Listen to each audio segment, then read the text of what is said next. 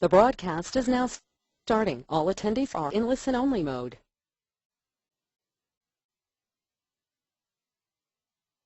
Okay, and I have Platinum members, Dan Bosch from Chico, California, on the webinar with us. And we've got his sales team here, and we're all looking at this.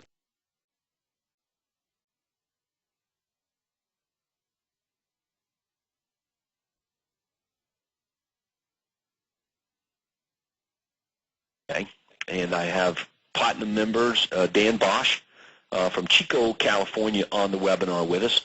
And we've got his sales team here, and we're all looking at this webinar, which is all about buyer conversion. So we're going to spend the next hour talking about how we can better convert buyer prospects to signed agreements. Okay, so the first thing that we all want to know is that buying a home is a process, not an event. And prior to this webinar, we were discussing, Dan and I, this whole buying process, that sometimes salespeople want to blame the buyer when the buyer doesn't show up and say, hey, just find me a house so I can buy it today. So we all need to understand that it just doesn't work that way. Our marketing systems work because they generate a lot of leads. And that's exactly what we want as real estate professionals, is we want prospects.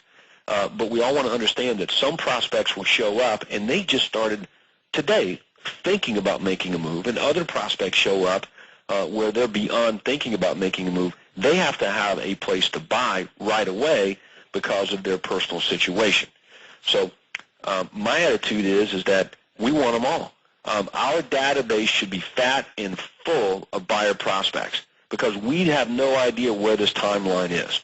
Our job is just to follow up, gauge their motivation and timing, and then turn them around using marketing and words into an appointment. And you'll find that if we understand that it is a process and not an event, then we'll get way better at the words that we use over the phone and face-to-face with these buyer prospects and moving them along the timeline that we want them to follow.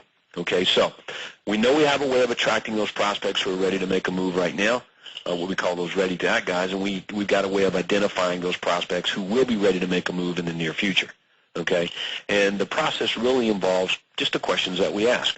Okay, but throughout this whole process, we have to make sure that all of the prospects, okay, have top-of-mind awareness of the unique and special ways that we help them.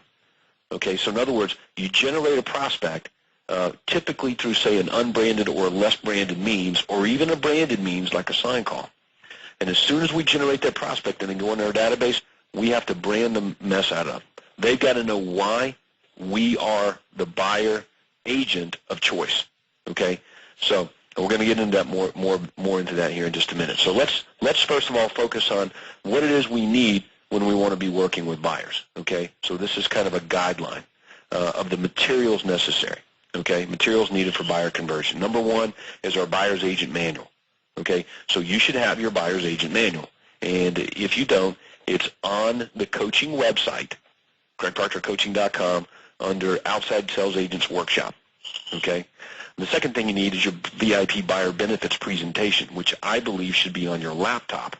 That way you can use video and other systems to show value. Okay, and then you need to have your attachments. So let's focus on what the attachments should be real fast. You want to have your folder that has your paperwork in it to sign somebody to a buyer agreement. That's pretty obvious, right? But you also need your stuff to be able to demonstrate the value when getting face-to-face with the buyers. So if it were me and I was going to a buyer appointment, the things I'm going to have handy are going to be printouts of properties that match their general criteria that I took down over the phone. Okay, that's number one, because I want to use those to demonstrate to them what they will be getting via email. Okay, so printouts of properties that match what they're looking for, and I can leave them with them when we end our appointment. Another thing are MLS printouts and statistics of properties that we've sold recently. So I can say, look, here are 10 properties that we sold recently, and you can see the deals that we got for our buyers. Okay, the average sales price to list price ratio in our marketplace is 96.7%, and you can see All of these homes, we averaged 93.7%, so we save our buyers, on average, X number of dollars more over and above that of the other real estate agents in the marketplace. Okay, so you've got to be able to demonstrate that sort of value here at this point. All right, and so those are some, I think, really good recommendations on things you need to take along on your appointments. Another thing are referral cards. Is that on every buyer appointment, when you're finishing up your paperwork with this prospect, you have to ask for referrals, okay, and then reward the prospect with something for giving you the referrals, like $50 off commission coupon or $50 off, toward their closing cost or whatever it is for every referral they give you. And highly recommend that you make sure that becomes part of your culture when communicating with these buyers on those face-to-face appointments. All right, so what do we need to know? First thing we need to know is all the scripts and dialogues from our agent manual. So you're going to want to go to the coaching site if you haven't done that and print that out, that agent manual, and it's got to be like, this is my guidebook. This is kind of my Bible for real estate here. I need to learn what's in here. And much of what you're going to see on your screen here for the next hour is part of that agent manual. Okay. Next thing is the buyer profile USP, or the home hunter service offer. Okay, when you're talking to to buyer prospects over the telephone, you've got to be able to clearly, concisely articulate an irresistible offer. You've got to make an irresistible offer to them, and it's all about this buyer profile USP. So if you can't right now stand up and clearly articulate that, there's a problem. So I think we all want to be able to do that. We'll look at that here in just a minute, what that is.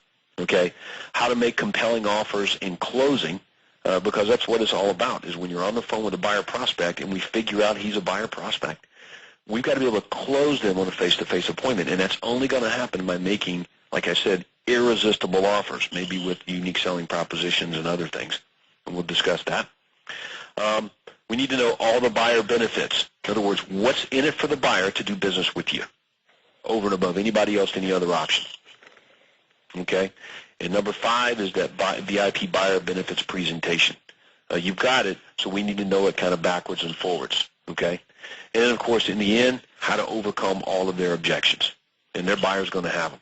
So just like we wouldn't begin marketing and showing a seller's home without a signed listing agreement, I don't think we really shouldn't begin working for a buyer without a signed VIP buyer agreement. Now, that's not to say that you can't work with the buyer.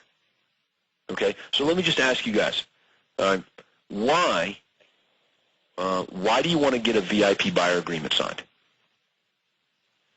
Well, in listening to the call that was on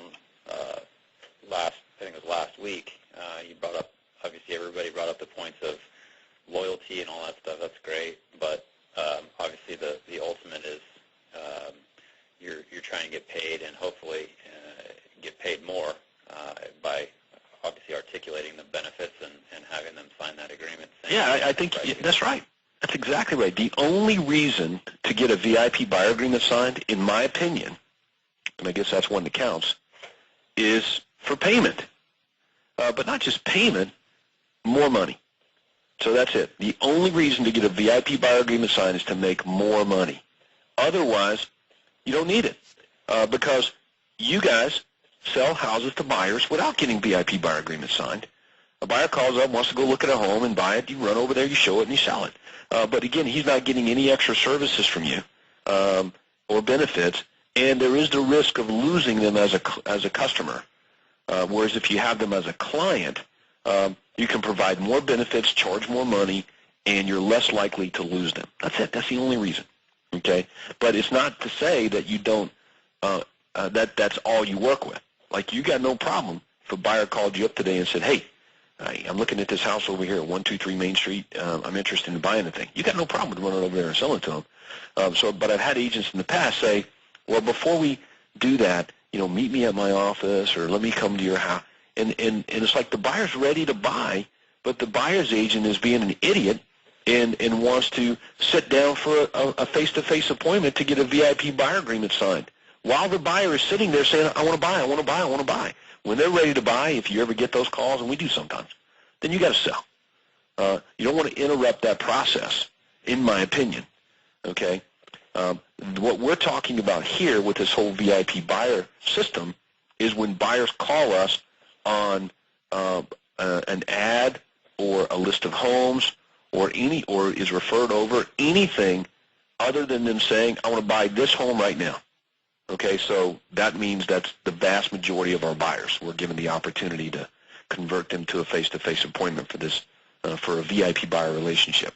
So the reason buyers don't really want to sign a contract with the buyer's agent is, I think, because the agents just don't give them any reason to.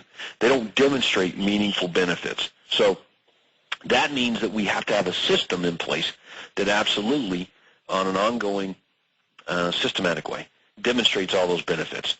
So we have to have them in place, and you do.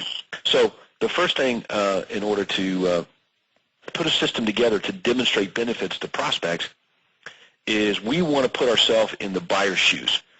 So let's pretend there's a cash register between us and the buyer, and there is, right? So we want to put ourselves on the other side of the cash register and enter the conversation that's going on in the prospect's mind, okay?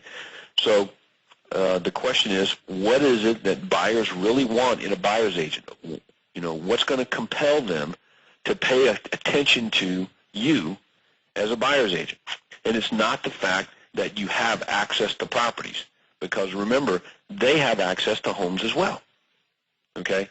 So here's from surveys and research and discovery what buyers want in a buyer's agent. The first thing is a full understanding of what they want, okay? And the way you get that, obviously, is by asking. Up-to-date, thorough knowledge of homes on the market, superior negotiating skills, specialized knowledge on the best possible financing options available, okay, and a service program that makes it quick and easy for them to preview homes that they're interested in. All right, so let's back up to superior negotiating skills. All right, let me ask you guys, what do you think that means?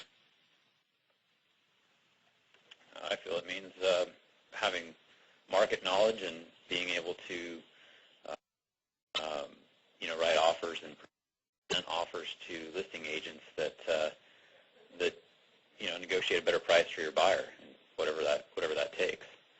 Yeah. That's a pretty good definition. That's what most real estate agents say.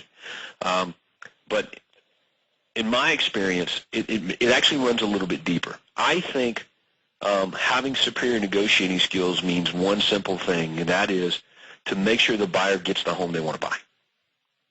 And you experience this as a listing agent, Dan. You know that many times buyer's agents get in the way of the sale. They tell their buyer, hey, look, buyer, I know the seller's asking $200 here, but I think we can get it for $180, or I wouldn't pay more than $180. Stupid comments like that. Okay, which means that the buyer who was a few minutes ago or a few seconds ago sold on this home at $200. It was the best home for the money out of all the ones they've seen. The buyer's agent says something, and remember, words mean things, that absolutely turn that buyer around to be, you know what, I'm going to go with this agent. The agent just told me that I can get it for $180. So now when they make their offer for $180, and the seller says, I'm not selling it for less than $190, the deal never happens. So they would have bought it for $200 in 1 second, and on the next second, the buyer's agent totally muck up the whole thing. Okay, so superior negotiating skills are just that. Our job is to make sure the buyer doesn't miss out on the home that they want to buy. Okay, so when deciding whether to agree to work for a certain buyer, we want to ask 4 questions. And the questions are this: financially stable, interested in signing a buyer's agreement, realistic in their purchase expectations, and motivated to buy. Okay, now you can see from the eye, interested in signing a buyer's agreement does not necessarily mean they have signed it. Okay, so buyers who fall into this firm category, those are the buyers that end up in my car. They're car worthy, if you know what I mean. So those are the ones we're going to call around, follow up with, continuously closing to get them into properties. So our job then is all of these buyer prospects that are trickling in on a monthly basis is to move them into this category of being firm. Okay? So let's figure out a little bit more how all that should work. Now, the goal of all of this is to obtain an appointment so that we can get that VIP buyer agreement signed. Okay? That's going to lead to a house.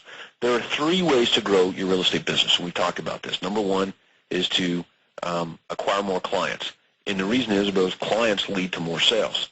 Only from real estate clients, sign listing agreements and sign buyer agreements, can you be assured you're going to end up with more sales. Okay? So one of them, acquire more clients. Secondly, obviously, is charge more per sale. And the third one is get your clients to come back and buy something else from you as often as you can. So only 3 ways. Okay, so get more clients. That means signed agreements. So that's obviously the goal with these buyers. Okay? Now, what do we say to them? You should have the universal callback script. In my opinion, you should have it memorized backwards and forwards. Okay, and you can see the buy side, you can see the seller side. So it's a real simple call that you make to these seller prospects. So these buyer prospects. So whether it's a sign call or an ad call or a referral, it's the same script. And the idea is to make a very good offer to the right prospect. Okay, now, if you run down through the script, and we're not going to role play it too much, but if you look at this script, the first part is when you call the prospect back. And to me, that's probably the biggest challenge most real estate agents have, is just reaching the buyer on the telephone, right? So you call the prospect back. Just remember what they're thinking is just like we're thinking when our telephone rings. Like, who are you and why are you bothering me? Okay, so we have to answer that question right out of the chute when the prospect answers the phone. Like, hey, Mr. Smith, this is Todd Walters with the Realty team, and the reason I'm calling is I received your request for X. And X is whatever it is they asked for. More information on a particular listing, the price of a particular house, a free list of distress sales and bank foreclosures.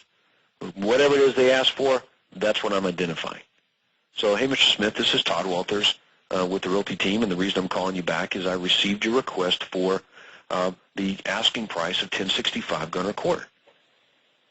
Okay? And you give that to them. All right, so you never really want to hold back on information that people really want. All right, so most of the prospects that you're generating are coming from your marketing, like ads on the internet and things like that, right, Dan? Mm-hmm. Okay. Yeah. So we can just, looking at that, it's, Mr. Smith, this is Todd Walters, and the reason I'm calling is I received your request for a list of distress sales, and we've sent that information on over there to you. Is that okay? And, of course, the prospect's going to say, yeah, that's fine. Thank you. All the time, wheels are going on his head.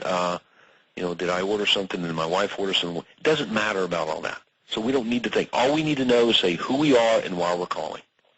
Okay, and the cool thing here is because we're responding to them and saying, you asked for something and we have sent it to you, that automatically allows the laws of the universe to kick in, like the law of reciprocity. And we have a free pass now to ask questions. The only issue would be is if we catch them at a bad time. So, Mr. Smith, Todd Walters, reason I'm calling is I received your request for a free list of distress sales, bank foreclosures. I've sent that on over there to you. Is that okay? Yes. Hey, are you folks planning on making a move in the next 3 to 6 months? Okay, and that's our time frame that we're looking for. Not tomorrow. Are you looking to make a move tomorrow? Realistically, no. But 3 to 6 months is about the time frame of prospects looking to buy a house. Now, it may happen tomorrow. It may happen a year from now. But this gives us a really good idea of whether we're talking with a now prospect or somebody in the future. And for real estate agents to think that they're going to get a steady stream of prospects that are going to buy within the next 30 days is just unrealistic. We've all bought houses, and we know how long it took us to buy a house. It's just not an immediate thing. So the goal then is to fill up our pipeline with prospects that want to buy now and in the future. And this allows you to separate the now guys from the future guys. So anybody that answers yes to buying in the next 3 to 6 months, we don't have to ask them question number 4, right, that's on this thing, which says, if you were to make a move, when do you think that might be? Because they just answered the next 3 to 6 months. All right, so those questions are asked. Question number 3 and question number 4 on your script here. Those questions are only asked if you don't know the answers to them. For example, if a buyer requests a list of distress sales, bank foreclosures in Chico, California, where you guys live, I think it's probably pretty good that he's planning on staying in the area. So we don't need to ask them question number 3 and 4. We only ask those if they're wishy-washy. So that's it. So it works kind of like this. Hey, are you planning on making a move in the next 3 to 6 months? Yes. Okay. Are you currently renting, or do you own the home that you're in right now? We're renting. Do you have an agent to help you with a move, looking for a home, finding one when you get ready? All right, and that's it. And then that allows you to know what to do next. You know, tell the guy, you know, see you later, good luck in your search, or make the appropriate offer, which is home hunter service or sell first offer. That's it. So you got to have the home hunter service offer really clearly nailed down. And here's kind of the psychology behind that whole thing. It's priority access to proprietary information. Okay, that's what everybody needs to have. Priority access to proprietary information. If you can deliver on that, then you're going to be able to get these buyers. Priority access means probably the same access that you have as a real estate agent to homes. So it could be like, hey, would you be interested, buyer, in getting pictures and descriptions of all the homes that match your home buying criteria as often as they hit the marketplaces? In other words, you'd be just like the real estate agent. When a home comes up for sale, you will know about it, but only the ones that match your criteria. Same access that realtors have to homes. Would that interest you? Okay, priority access. Proprietary information, only homes that match your home buying criteria, including bank foreclosures, for sale by owners, corporate-owned homes, even properties that aren't for sale with real estate companies, off-market homes, like listings that have expired or been canceled, or bank properties before they hit the market. So that's information that they can't get on their own, or it's difficult to obtain on their own or from somewhere else. So if you want to attract buyers or get them to say yes to what it is you have, it's all about priority access to proprietary information. And that's it. So once we articulate that, does this sound like something that would interest you? Would this be helpful? They'll say yes. And then when they say yes, you close for the face-to-face appointment. So, okay, great. Are you folks available, say, Saturday or Sunday for about an hour? I'll pop by, 20 minutes, take down your exact home buying criteria and get that system set up for you. And the buyer's either going to say, and you guys know what he says, he either says, yeah, that works, or let's do another time, or he has an objection. Okay, so their common objections are, well, why you got me on the phone right now? Why don't I just tell you what I'm looking for? Or can't you just send me the listings? Or let me check with my wife or spouse on the time and I'll call you back. Right? Those are the most common objections, would you guys say? Yeah. Okay, well, those are the same thing that I would say is like, why do we need to get together? So you've got to make your response really, really good. But let's think about why it's better for the buyer if you get face-to-face. We already know why it's better for us, right? But why is it better for the buyer to get face-to-face to do this? Because let's face it, can't we take down their home buying criteria over the telephone? Yeah. And send them listings? Sure. Okay.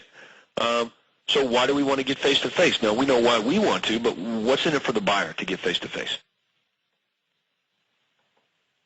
What do you think? Well, I mean, you've got to communicate that you have something to offer them. That I mean. But that's for us. That's the benefit for us. We want, we want to do this. What's the benefit for the buyer, though? I mean, think. What's in it for them? Time. What's that? I think it would save them some time to come in and meet with us and get organized before we just start sending them everything on the MLS. Yeah, you're definitely on the right path with where you're thinking here, and that's what you have to clearly articulate when you're met with an objection. Is what's in it for them? What's the benefit for them? And to me, it's as simple as, look, I can definitely take down your general home buying criteria over the telephone, but rather than me take down your general home buying criteria over the phone and send you properties, possibly hundreds of listings that may or may not be exactly what you're looking for. If we get together face to face, we'll be able to specifically take down your home buying criteria because I have a list. There's over 100 individual features that you can search by, right? So you're going to be a lot less likely to miss out on the perfect home, which means that you're going to be able to beat out all the other buyers to the best homes because you're finding about them first and get the best deal. And you're in control of the search process and not me. Right, that's it. So it's complete buyer control and less likely to miss out on the perfect home. So those are big benefits for the buyer. And, of course, the other one is the time aspect, and you mentioned that. So that's really good. So I think that dealing with objections that way, you'll be able to convert more. That will make perfect sense to them. And you just ask them, does that make sense? And they'll say, yeah, it makes sense. Okay? And then, that's your best offer. So once you make your best offer and you don't get the buyers to follow through with the appointment, you've made your best offer. You either have to come up with a better offer, which means that you can get on the phone with me and say, I'm getting these objections. What can we say to deal with these objections? Or the buyer's just not ready. Okay. Now, let's deal real quickly with the prospects that just want to see the home they called on. All right. So if you look back up the script here, and I'm calling the prospect back that says, and I say, hey, Mr. Smith, this is Todd Walters with the Realty team. And the reason I'm calling is I received your request for more information on our property over there at 1065 Gunner Court. And Mr. Smith says, yeah, I want to see that home there at 1065 Gunner Court. Okay, so what do I do at that point? Well, in my opinion, I think you need to give him what he wants, which is a time to see the home.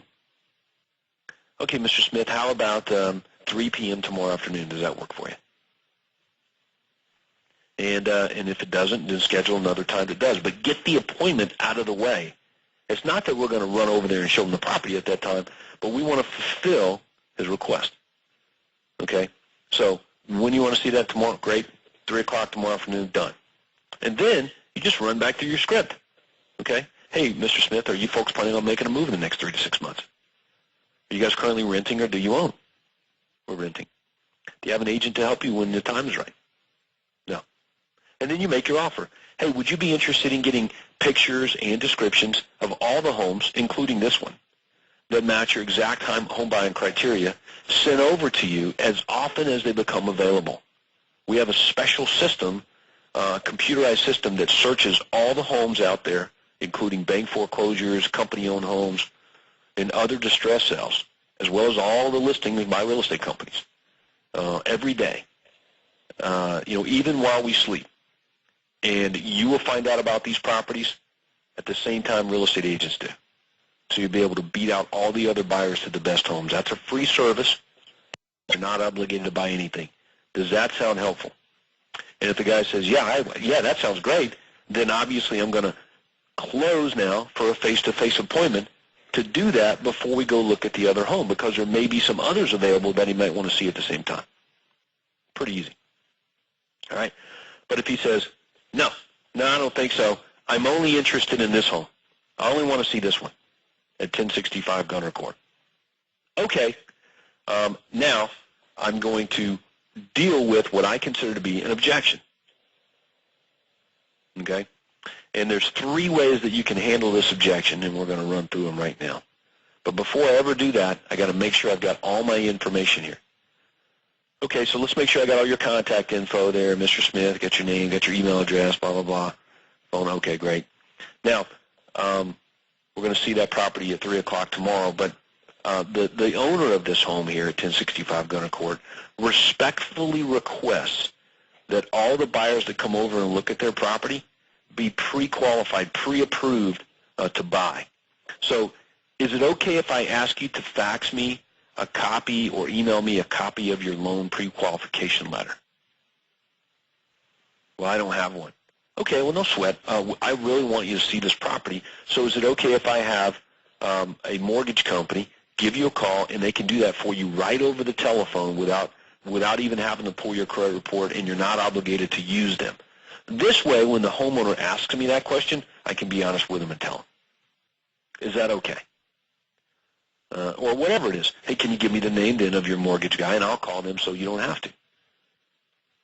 Okay, so you want to make it easy for them to do this. Now, the reason that you want to do this is because he's objected to, he turned down your offer on getting access to all the homes. He's only interested in seeing this home. So our job, your job, primarily is to see if this prospect is predisposed to buying this home. Remember, firm formula. Okay, and if you approach it that way with the number one, you're going to be fine. So if he doesn't clear the hoop, then it's over, right? I mean, think about it. If the buyer's like, why do I need to do that? Well, I'm not talking to any mortgage guy. Well, do you think he's really interested in buying this house? No, right? So if he pushes back on it with any great, but you got to make it easy and not threatening to do this. And I think what's on your screen right now does a good job of that. So he clears that hoop and he says, yeah, that's fine, no problem. I'll talk to you. Yeah, just have your guy call me. Okay, or yeah, here's the name of my mortgage guy. You call him and you can talk to him if you want to, whatever. Okay, so done. He cleared that hoop. Then I just go to hoop number 2, which is, hey, since you haven't seen this property yet there, Mr. Smith, let me share a little bit more about it, give you some of the details on it. Okay, it's a 5 bedrooms, 4.5 bath, 2-story, traditional. 3 of the bedrooms are upstairs. The master bedroom's on the main level, and the remaining bedrooms are in the lower level, the basement, which is finished off. And I'm going to read everything that's on the MLS printout to Mr. Smith. And it's not that I'm trying to, talk him out of seeing the property. I just want him to know what he wants to go see. Because 7 times out of 10, Mr. Smith's going to say, I didn't really want that master bedroom on the main level. I didn't know it was in that school district. That's really much older than the type of home that I was really looking for. Okay? So that's very useful information. So you're saving him time, you're saving the seller time, and obviously you're saving your time. So at any time, though, the prospect says, well, I didn't really want a master bedroom on the main level. You could say, would you be interested in getting pictures and descriptions of all the homes that have the master bedrooms upstairs in Chico? They can be emailed over to you as often as they hit the marketplace, including distress sales and bank foreclosures that have master bedrooms.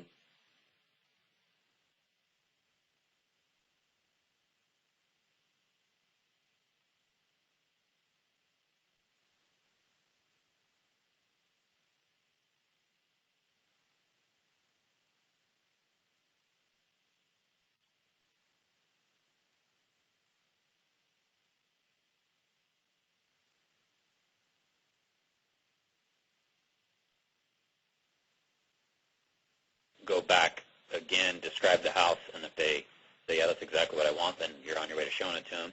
If they say, well, I didn't want the master bedroom on the main floor, then you make the offer again. You make the offer again, but tie it specifically to what they want. Okay. What's my concern is that they've already said, no, I don't want to do that. Well, remember, he said, I just want to see this home. So in his mind, he heard something, but he was primarily interested in this home first. So he rejected what you said before. Well, now he's no longer interested in this home because he wants something specific. So you offer him that something specific. So in the scenario I used, which was, I don't want I didn't know it had a master bedroom on the main level. We don't really want that. We want a master bedroom upstairs. So would you be interested in getting access to all the homes that have master bedrooms upstairs in that same area? And of course, it's logical, right? That's exactly what he said he wanted. So I just offered that to him, and it's the same offer. It's just a different way. It's more specific to what he said he wanted. So, but if he says, "Yeah, that home sounds great. That's definitely what I'm looking for," then you're on to step number 3. Okay, which is, okay, Mr. Smith, let me ask. Assuming that the property meets your needs, were you planning on making an offer on it when we take a look at it tomorrow at 3 o'clock? And the reason I'm asking is I want to make sure that we have enough time in the schedule to put the offer together. Well, I don't know about that, Todd. I mean, we just started looking. I don't know about any offers. Okay? Now, this is very important because if the guy says, well, yeah, man, if it's what we're looking for, we're buying it. Okay, then I'm on my way. Okay, but if he says, nah, I don't know, we're not making any offers. We still got to sell our home, or, you know, we've got our lease that we're in right now, or whatever the thing is, then I get to come back and say, oh, so you may be open to other properties that match your home buying criteria that could even be better than this one, right? And he's going to say, yeah, sure. So if he is, then I get to close for that face-to-face appointment. But the whole idea here is to non-threatening. Just make sure the buyer's predisposed to buying the property that they said they were so interested in taking a look at. Otherwise, we become taxi cab drivers, wasting their time, ours, and our seller.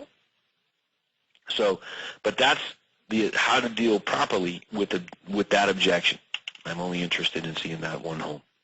Now, one question for you. They call in on that house, and you say, you get to the point where you say, would you be interested in getting access to all other listings as they come on the market? And they say, yeah. So, well, why don't you come into my office? We can sit down. We can go over it, and then we can go take a look at that house. And they say, well, we're just meeting at that house anyway. Why don't we just do it there? Obviously, that's not the best environment to be doing that in. So, what would you counter that with?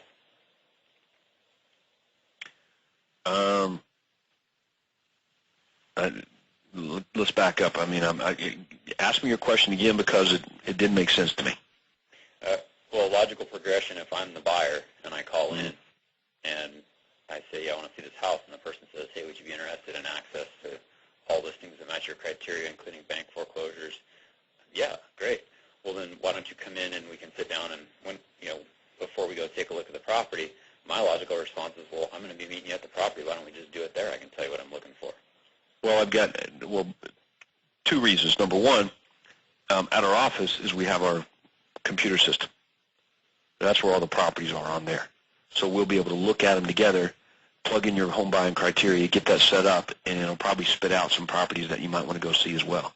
That might even be better than that one. Okay. Is that okay? Yeah. All right. So that's why, obviously. All right. So, but let's assume that the buyer, that we dealt with that. He said we made our offer. Hey, would you be interested in getting pictures, descriptions of all the homes that match exactly what you're looking for? Not just from all the real estate companies out there, but even banks and for sale by owners. They can be emailed over to you, boom, as soon as they become available, and you'll be able to beat out all the other buyers to the best homes. You have access to the properties just like real estate agents have. That's a free service. You're not obligated to buy. Does that sound helpful? You know what? That sounds really good, Todd. I like that. Okay, great. Are you available Saturday or Sunday, say afternoon sometime, where we can get together for about 30 minutes and take down your exact home buying criteria and get that system set up for you? Yeah, Saturday at 3 o'clock. Okay, fantastic. Okay. While I've got you on the phone, and so that we can do the best possible job for you, can I ask you a few questions? And the guy's going to say, yep. Okay, so now I'm asking him my qualifying questions. Now, when we say qualifying, we're talking about appointment qualifying, not financially qualifying. Qualifying a buyer financially is a job of a buyer's agent. I'm not his buyer's agent. So I'm not getting a buyer pre-qualified financially unless I'm going to get something out of it. Okay? So just understand that I look at these things much differently. I want buyers in my database that want to buy homes. I don't give a crap if they're qualified to buy today or not. And here's why. We can't change equity in a home, but we can dang sure change a buyer's credit score and how much money they need. And in fact, you don't even need any money to buy a home, with tax credits and all these other things. So so that's why we want buyers in our system. And if I try to pre-qualify the buyer first, a couple of things may happen. Number one, nothing. No appointment ever takes place. He never enters my database. We have no relationship. And you know what? If I do get him qualified prior to ever getting a buyer agreement signed, then I'd help. He's qualified. He can go buy his own house. He doesn't need me. So financially being qualified is not a prerequisite for getting together in my office or at his home face-to-face to talk about buying a house.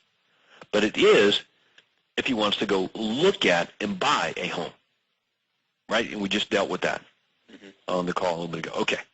So pretty good stuff. So this is your buyer qualifying form. It starts your file. So that I can do the best possible job for you, can ask you a few questions. Great. If I don't know whether he's renting or owning or not, then I need to find out. Okay, but I typically have already asked that question if I'm following the script, and now it just becomes a case of offering him a CMA, market evaluation on his present home if he owns, while we're getting together. Okay? In that case, your appointment may change from your office to their house. And now you've got a buyer appointment and a seller appointment, right? What area do you really want to be in? Is the style real critical for you? How many bedrooms do you really need? Have you guys determined what price range? And what else is important for you in your next home? Have you spoken to any mortgage companies yet? No. Well, would you be interested in a free rate quote, payment quote on your next home from a lender? No obligation to make a loan application with them or anything like that. And the guy will probably say, yeah. And of course, I'll send that email over to our mortgage guy so we can call him. But it's not the buyer's job to call the mortgage guy. If you could wave the magic wand when you want to be in your next home. Okay, well, are you buying your next home yourself or, with someone else? Yeah, my wife and I. Okay, well, will she be available when we get together Saturday at 3 as well? And if not, we want to try to reschedule so we can get both of them there. Make sure you've got all their contact information, especially email address. And then remind them before hanging up the phone of why we're getting together. Okay? And that's to reiterate the unique selling proposition. Now, appointment cancellations, do you guys have many of those? Oh, yeah.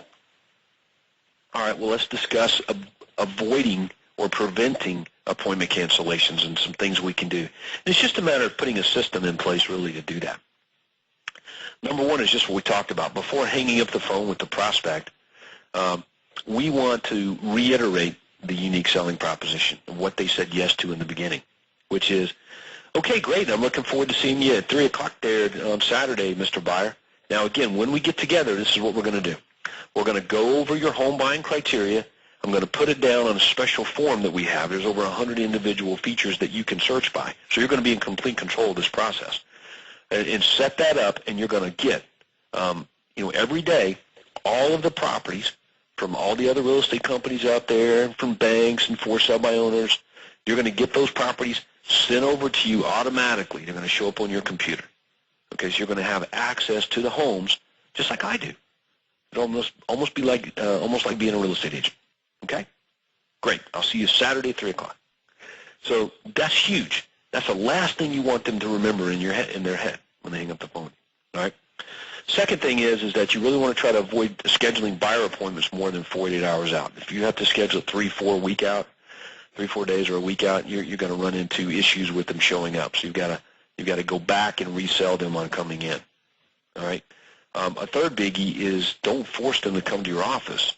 Go see them at their house. Okay. So if you're running into a lot of cancellations that way, then change your venue.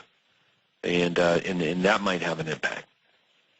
Number 4 is between booking the appointment and the actual appointment taking place, you need to send them an email that thanks them for their time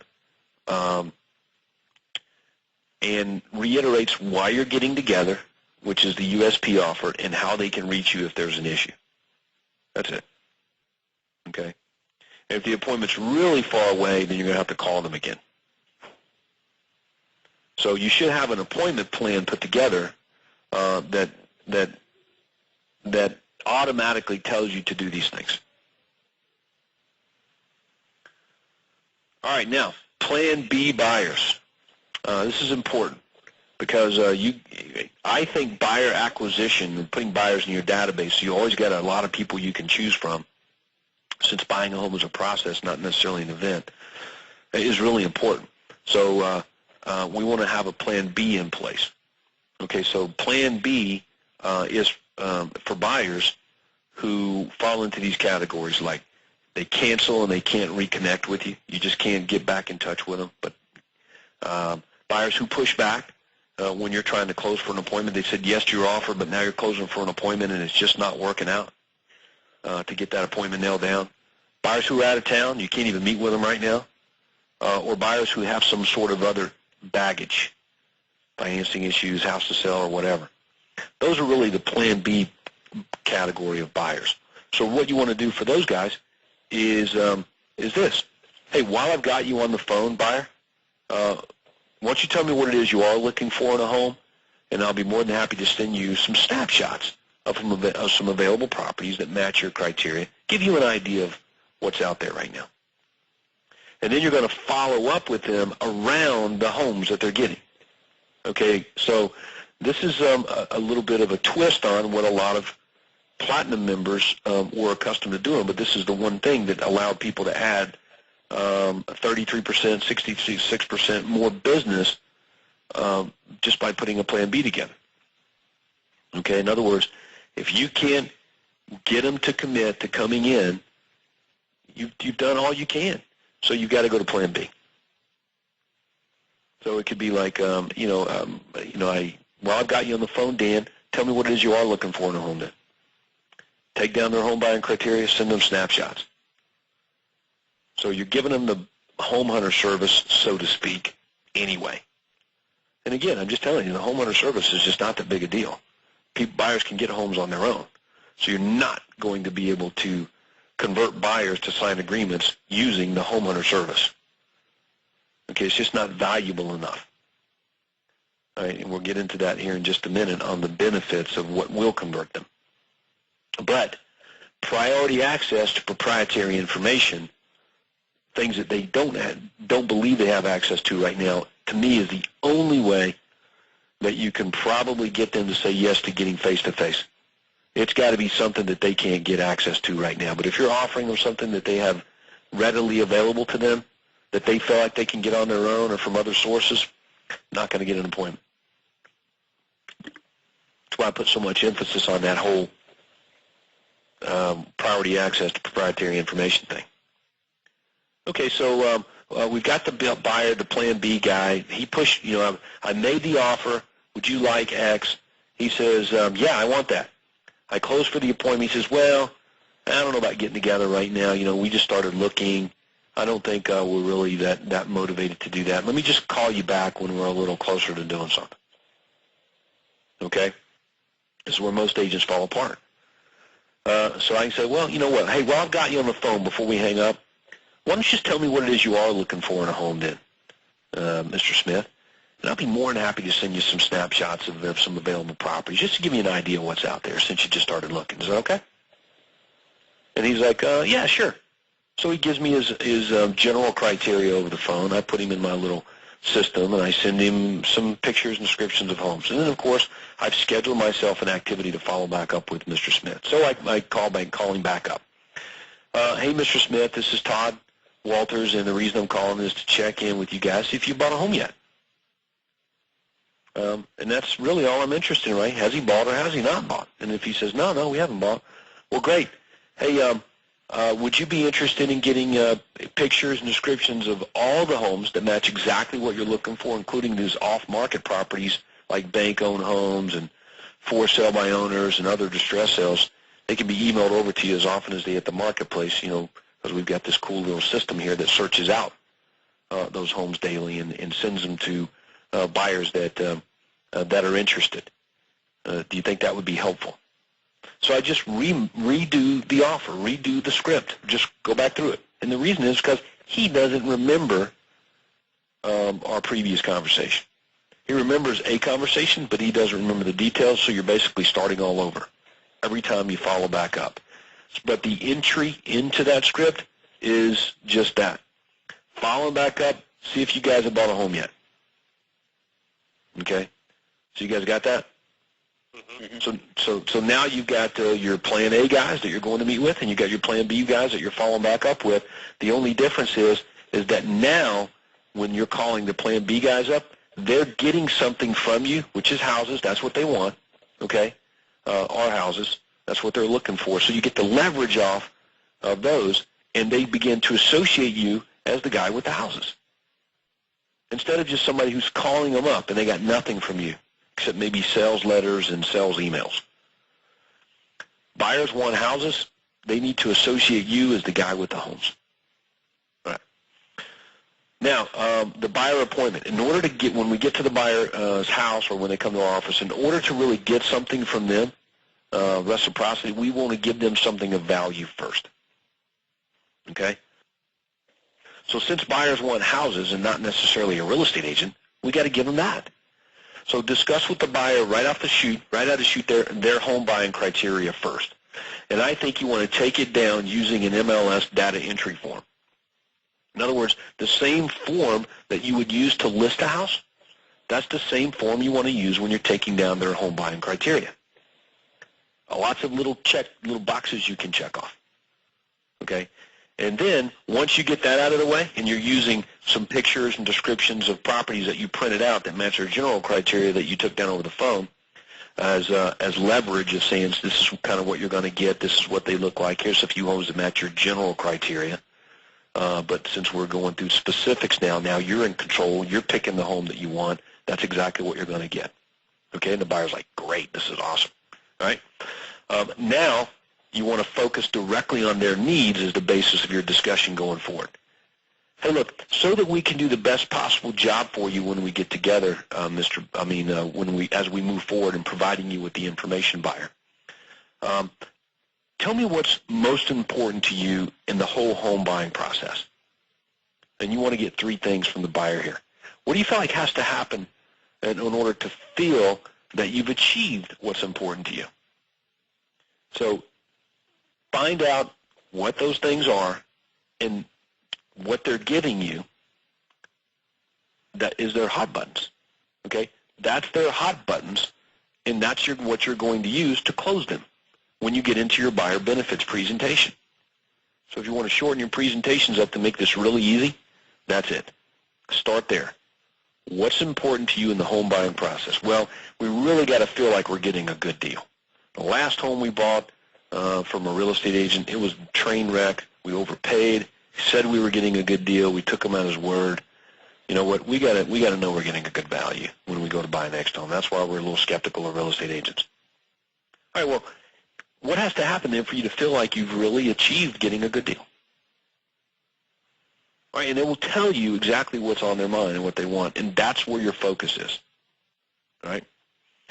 So as you take down 3 things there, you think and say, okay, well, listen, I really appreciate you providing me with that information. That will help us do a really good job in providing you with what it is that you want and getting you the right information to help you in your present situation. All right, and then you're free to move forward with your buyer benefits presentation. But there's a few things that you want to have as your, psychologically have going on for you to do a good job on this. So the first one is you want to have a houses in waiting paradigm. In other words, you're the guy with the houses. You're the guy with access to all the homes. Okay? The buyer needs to look at you as a doorway to a good deal, to something they can't get on their own. Okay? If they don't see you as that, you know what? I'm just telling you, it's just going to be very difficult for you to get anything signed. Okay? So it's not about access to homes. It's about access to properties that they can't get on their own. That's very, very important. Okay? Fast and easy priority access to that stuff as well. And, of course, reversing the risk of doing business or getting into a relationship with somebody they don't know. Risk reversal, like a buyback guarantee, home warranties, the ability to fire you, okay, and possibly even guaranteeing them a cash savings. So we're not going to go through the buyer benefits presentation, right, because you guys already have that and know what it looks like, okay? But I would think that you obviously want to have your laptop up ready to go so when you get into it, you can describe it to them this way. Okay, well, look, thanks for sharing that information with me on what's important to you in the home buying process. That will help us do a good job for you, providing you with the right information to help you in your present situation there, Mr. Buyer. Hey, look, there are 2 types of primary relationships that exist between real estate agents and buyers. Okay, and I wasn't sure if you were aware of those or not. But the first one is seller agency, all right, and the next one's buyer agency. Seller agency is where the real estate agent represents the home seller, the guy selling the house, and they owe them fiduciary duties. In other words, their job's to make sure that they're getting everything that they want at the expense of the buyer.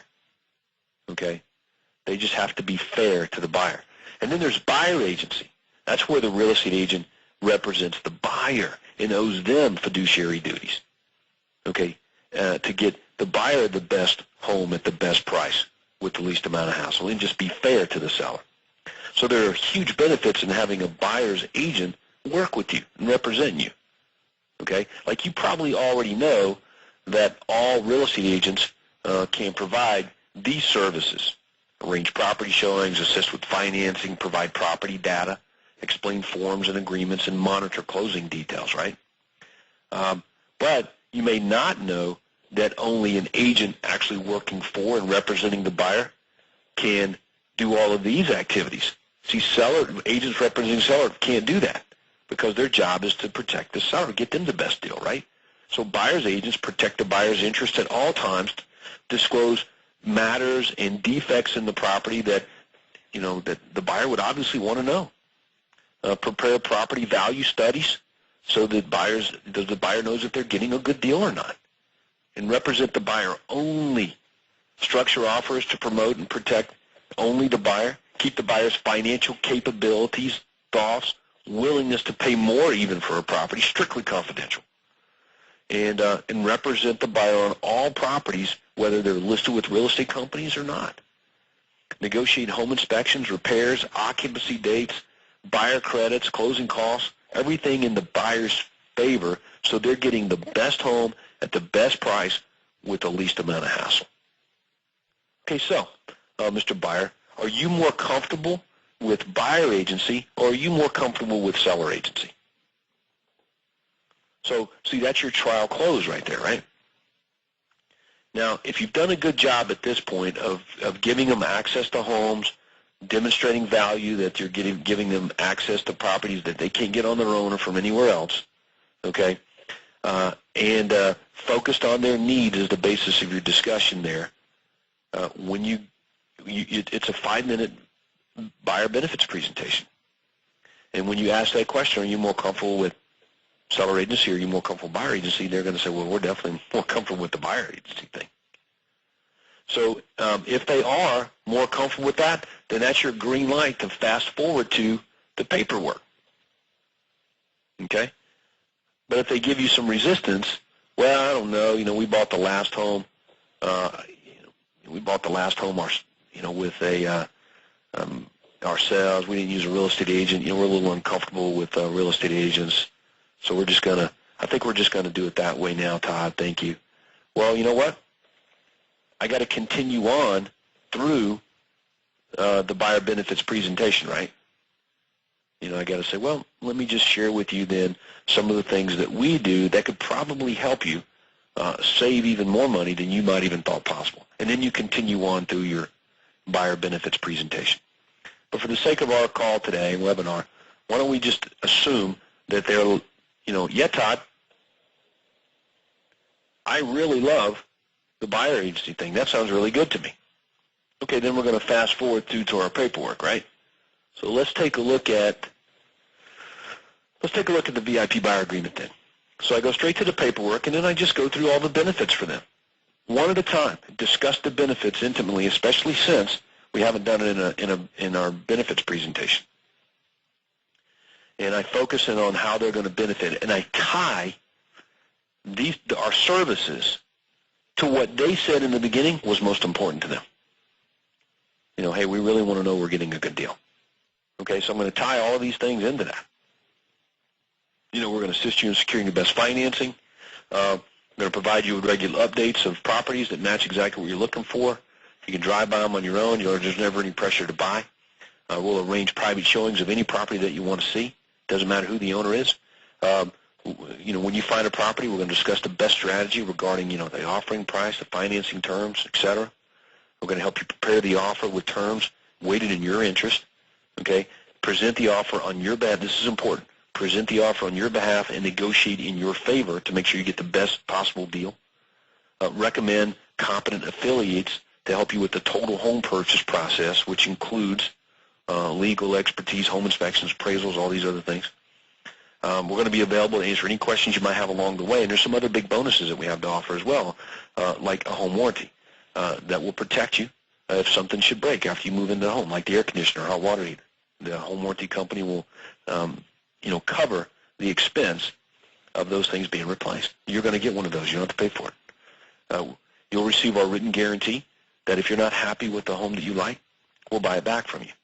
This means that you're in complete control here of the process. You don't have to worry about us trying to ram a home down your throat because we're ultimately responsible for that. And if at any time you don't like the job that we're doing for you, you just pick up the phone, tell us that we're fired, and we'll collect our things and you go. We don't want to get in the way of you buying a home, having a pleasant experience through the whole process. So do you have any questions about the benefits of our VIP buyer system? And are you okay and comfortable with us helping you purchase your next house? Okay, so there, yeah. And I could say, okay, great. Do you know how real estate agents get paid? Yeah, there's commissions and all these kinds of things. Yep, that's right. All these home sellers out there, regardless of who it is, they're waving this giant flag around. And the flag says, hey, agents, get a buyer over here to my home and sell it, and I'll pay you. So in other words, buyers, agents are getting paid out of the proceeds of sale. That's how they get paid. So our fee of 3.5% of the purchase price is going to be paid to us by the seller of the home that you're buying. Okay? You just agree to pay us an access fee, a processing fee of $495, so we can get this whole process started. That's it. And when you buy your next home, we'll make sure that that gets credited back to you. Are you okay with that? And that's it. So the form that you guys are looking at right now makes it easy to collect a retainer. Okay? Bottom line is you just have to ask for it. Now, if you guys aren't comfortable with that, then don't do it. But I'm just and eventually if you do it, and eventually when you get good at it, then you'll take away going to be credited back to you part. Okay. Or you could say our fee of 3.5% plus a transaction fee of $495 are going to be paid by the seller of the property that you're buying. You just agree to pay us an access fee of $495 to get going. This way, when you credit it back to them, you're still getting it from the seller. So there's several ways you can approach that. You guys just have to decide what that's going to be. But not asking for the premium. Let me be real clear on this. Not asking for the premium, which is an increase in commission because you're adding extra value to them and the services that you provide, okay, in payment now is a sin. It just is. It's hard to run your business if you're not getting paid. All right, and buyers will pay you and allow you to collect the fee if they're benefiting. So, do you guys see any issues or have any questions about that? Mike? I would just question the fact that, like, on our form that we use for California Association of Realtors has a spot where for the buyer broker agency, you put in the commission, and it states in there that the buyer is responsible for paying that fee, but that any amount received from the seller is credited towards that. So it gets kind of convoluted in buyers. Yeah, that's why we don't use that form. Okay. All right, now I don't know if your broker says you have to use that form, but you can have a contract on a paper napkin. Yeah.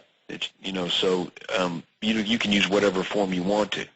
This form that you're looking at right now, which is available to you on the coaching site, in my opinion, is a better form to use than that Board of Realtor form that I wouldn't sign. Like you guys wouldn't sign that if you were buying a house, would you? It'd be a tough stuff. Yeah, so why sign that form? So pull out a form that says, look, this is everything you get, and it does the same thing. So let's suppose that this happens, right? You sign the buyer to a VIP buyer agreement. 6 weeks later, you get a call from them saying, hey, look, we bought a home this weekend. Thank you. See ya. What are you going to do? Mm-hmm. You're not going to do anything, right? I mean, they bought a home without you. I don't know why they did. I would do an exit interview to find out, but my guess is most of the time it's because they weren't valued. They didn't see any value in making sure we were included And I'll be honest with you, it's not their job to include us. Just because you get an agreement signed by a buyer doesn't guarantee you anything. What you want to do is promise your services to the buyer. And you can see right here at the bottom, these are the services that we're providing. But if we don't get paid X number of dollars, what's spelled out right here, you don't get these services. Performance of these services are conditioned upon us being paid X. All right, so that's clear. And most buyers seem to know that if you get the response, isn't 3% normal? I heard you guys paid 3%. Well, commissions are totally negotiable. Some of them are maybe 2.5, and some of them may be 5. We just don't know. That's why we're saying our fee of at least 3.5% is going to be built in and paid by the seller of the home that you're buying. Is that okay with you? Okay. And then the other question is you get into the negotiations with the listing agent, and my recent experience is that they don't know how to handle this because they were offering 2.5. I wrote in 3% in the contract, and they accepted the offer less the commission, changing the commission. So how do you communicate that effectively to the other agents and still negotiate on your client's behalf? Yeah, when you submit your offer, okay, let's take a look at that. And let's see if we can fast forward here and deal with just that. Hang on one second here. I'm going to pull it up. All right. Negotiating. Found it. Okay, so let me throw that up on the screen here for you. Okay. Preventing miscommunications and getting our fee. That's what you're talking about, right? Mm-hmm. Okay. So the buyer finds a home they fall in love with. Oh, I love this house. I got to have it. Okay, great. So seller's asking $200,000. What do you think about the price? I don't know. What do you think? Well, it's the best home for the money out of all the ones we've seen. So I guess that means it's already a good deal. Chances are if you like it, somebody else is going to like it too. Why don't we run back to my office here? Let's sit down, pull up some tax information on the property. Let's just make sure this this thing doesn't get away. But before we do that, let me pick up the phone here and call the listing agent. All right, so I got my cell phone. I'm in the listing agent's. I'm in the house, the listing, with the buyer right in front of me, and I call the listing agent. So I get the listing agent on the phone.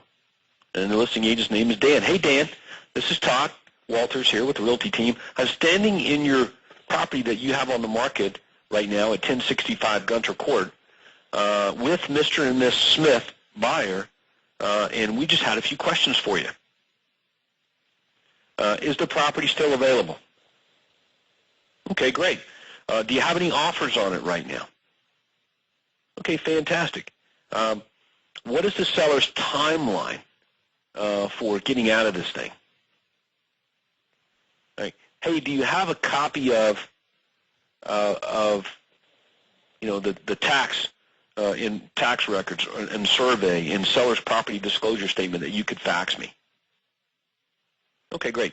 Hey, look, if I get an offer to you on this home over the next, say, couple hours, how soon do you think you can get it in front of the seller? Okay, good. Look, is there anything else that I should know about or should include in any offer? How's the seller's flexibility with the price? And I threw those up on the screen so you could see them right now, but that's where this whole process starts, is in communication. I have a buyer. I'm in your house. Now I've got the buyer looking at me while we're on the phone with the listing agent. If anything goes sideways in the future, they're not going to blame me because I'm including them in the process. And I'm starting this process right now with the listing agent, right? Okay, so I get that done. We head back and we write up an offer. Now I'm going to show you real fast here within about 10 minutes how you can get for your buyer and yourself everything you want and need going forward. Okay? So the first thing is that let's suppose the real estate commission is 3%. Your buyer agreement is 3.5%. So you have a 0.5% deficiency. Okay? It's a $200,000 home. That's $1,000. Okay, so buyer, seller's asking $200,000. What do you want to offer? I want to offer $190,000. Okay, $190,000. Remember when we first got together, I told you our fee of 3.5% would be built in. Seller's going to pay it. You know, you're still okay with that, right? I mean, that's what we agreed to. We're going to move forward and do that. Yeah, I don't care as long as I don't have to pay it. Okay, great. So see this blank right here on the in the contract says closing cost. That's where all that information goes. So while we're doing that, it's at that and a half a point is $1,000 because they're giving away 3 right now. So we're going to put $1,000 in there for them to pay towards closing costs, and that's going to cover that 3.5%. So you're not paying it; they are. Did you want to, ask for anything else? Any other closing costs? Or yeah, I want to get, $4,000 towards my other costs. Okay, great. So your offer is $190, and the seller paying $5,000 in closing costs. So that's the offer. All right. Now, to make sure that there's no miscommunications here, and I don't have anybody else down the road screwing this up for me, I just put in the special stipulations this paragraph that you see right here on your screen. Closing cost, as referenced on page whatever of the purchase and sale agreement, include all of these things. And you can see right there buried in it, buyer agency fees. Okay, so that's important. We can collect fee deficiencies or whatever it is we want to be paid on the buyer's behalf through the closing cost, okay, being paid by the seller, but only if we outline what those things are. And we got to make sure we do those 2 things. Failure to include that is where things will go sideways. Now, negotiating, okay? I present the offer to the listing agent. Here's our listing. Here's our offer to our listing agent. 190. Buyer wants $5,000 in closing cost. Listing agent says, "Thank you. I'll get back to you." Agent calls me back and says, "Okay, they're not going to sell the home for 190 and pay $5,000 in closing cost, Todd, but they will sell it for 195 and pay no closing costs." Again, this was a $200,000 home. So I'm like, "Okay, thank you. I really appreciate all the effort in getting a $5,000 concession. That's awesome. I really appreciate that." Now, let me stop right there. What most real estate agents would do at that point is hang up the phone. Okay?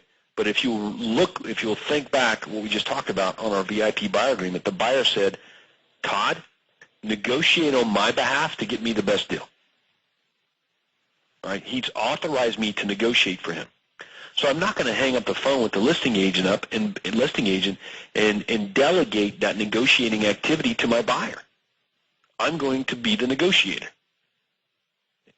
All right? I'm not going to be a messenger. And this is where most real estate agents lose control of the whole process, is because they decide they're not going to be a negotiator anymore. They're just going to be a messenger. They hang up the phone. They call the buyer. "Hey, their counteroffer is 195. What do you want to do?" And the buyer's like, "Okay, take it." And you're like, "But what about our fee and all these other things?" Right?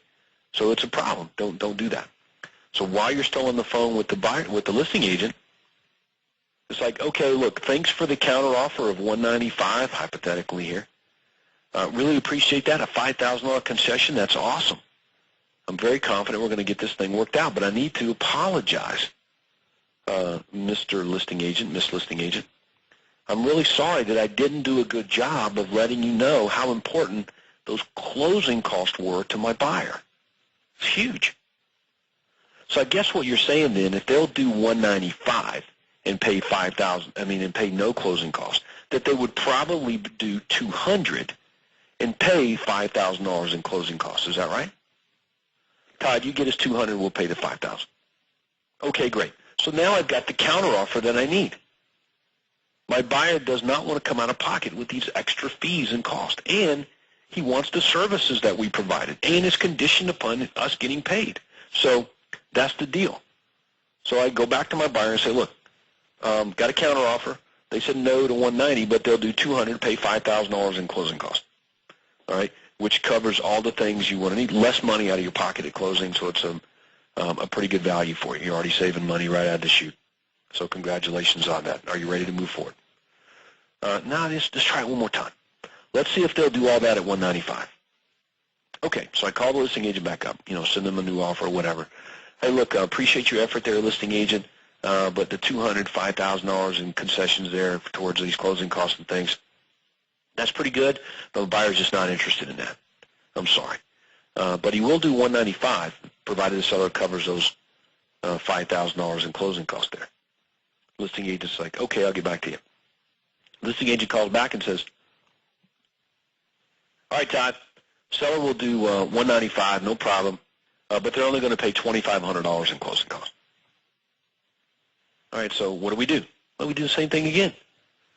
Well, Miss Listing Agent, that's awesome. That's like a $7,500 concession. Obviously the seller's interested in selling their home, and you're working hard, and I really appreciate it. Okay, but I need to apologize again. Whatever, I'm just not doing a good job of letting you know how important these closing costs are. It's a make it or break it deal. So I guess what you're saying is that if they're at $195, they'll do $2,500 at $197.5. Obviously, they'll do a $5,000, right? And the listing agent says, yeah, you give us $197.5, we'll do $5,000 in closing costs, the same thing, whatever.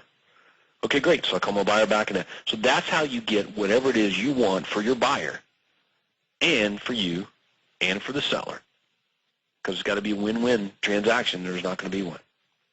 Okay, and you're good to go. Now, a couple of issues here with that is that in our contracts in Georgia, see, the commission is not outlined in the purchase and sell agreement. You with me? Yeah, it's not in ours anymore either. It's okay. Here's as for the MLS. Yeah, look on your screen. So in our purchase and sell agreement, it just gives a paragraph that says, hey, there may be some commissions associated with that. There's an outside agreement, blah blah blah. The brokers have worked it out among themselves. They're getting paid whatever. So when the contract is done, and remember now we got that paragraph in there for the closing cost. What it can go for. So we send over to the closing attorney or the title company, whoever's handling the closing, what to do with the money. The MLS is, if the MLS had 3% in it, then that's what goes in the little blank here. We get 3%. And down in the special stipulations here is where we say, hey, the buyer requests that $1,000 in this circumstance here that we were talking about hypothetically, $1,000 of the closing cost being paid by the seller be paid to us at closing as per our buyer agreement that's attached here to. And the closing attorney, title company, is like, okay. And if the other agent calls back up and says, what's this?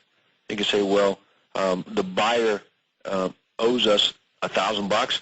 He just elected to roll that into his closing cost that the seller's paying. And the reason he owes us the money is because he elected to take on, he wanted some additional services. But one of them is an insurance policy that says if he's not happy with the home, we're going to buy it back.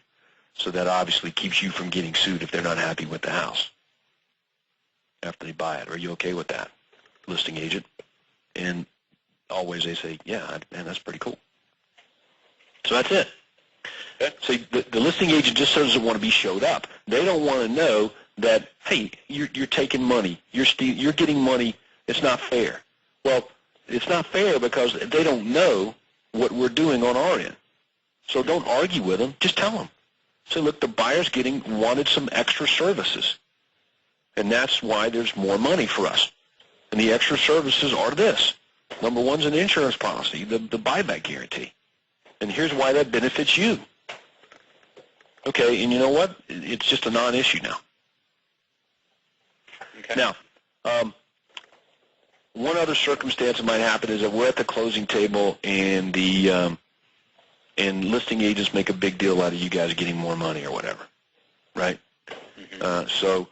So you could do this before if you're at the closing table, and in our state, we're across the table from the home seller.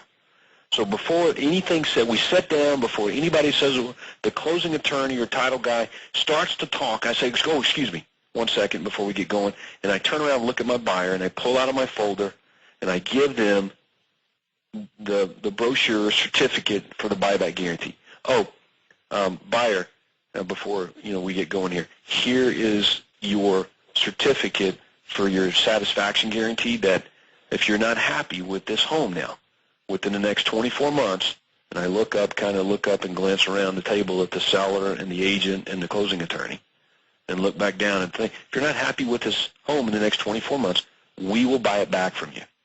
Okay, this is this program that says that right here. Here you go. Thank you. Okay, go ahead there, Mr. Closing attorney. And now the agent ain't saying nothing. Just done. And if they do, I can say, well, yeah, that's that extra money there. That the buyer wanted these extra services, so they've elected to allow that to be paid out of the closing costs. And it's just done. It's over. So it's a non-issue. So that's how you can deal with that whole process. But again, you have to get the buyer's permission to allow you to ask for more money. It's just not going to happen without a signed VIP buyer agreement. And your contracts have to be handled and negotiated with the proper paperwork and statements in them. Perfect. All right.